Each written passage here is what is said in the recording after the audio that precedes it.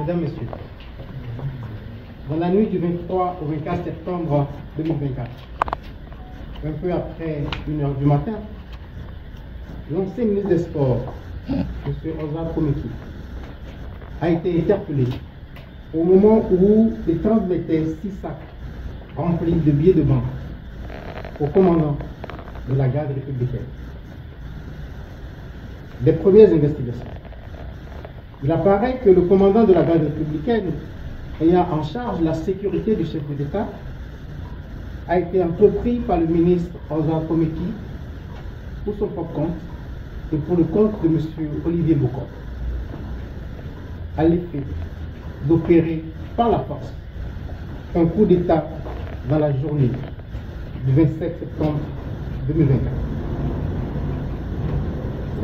C'est dans ce cadre que dès le 6 août, les intéressés ont ouvert un compte bancaire dans la ville de la RCA Banque Côte d'Ivoire au profit du commandant de la garde républicaine.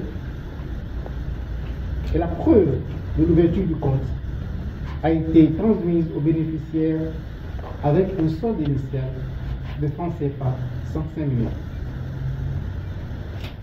Pour achever de vaincre la résistance du commandant de la garde républicaine, ils lui ont promis et remis le 24 septembre 2024 en espèces une somme de francs CFA 1,5 milliard.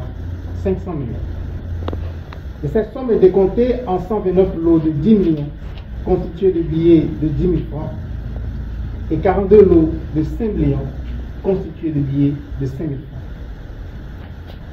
Cette somme qui aurait été mobilisée par M. Olivier Bocor a été chargée dans un véhicule de type 4x4 de marque Toyota Prado appartenant à M. Ozat Komeki et muni d'une fausse immatriculation.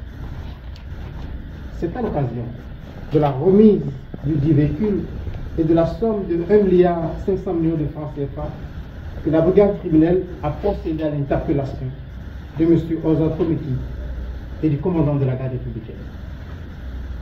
Dans l'heure qui a suivi, M. Olivier Bocor a été également interpellé par les éléments de la brigade criminelle.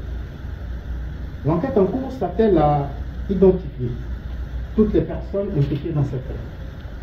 Je ne manquerai pas, s'il y a lieu, de revenir vers vous pour vous donner de plus amples informations sur l'évolution de cette procédure.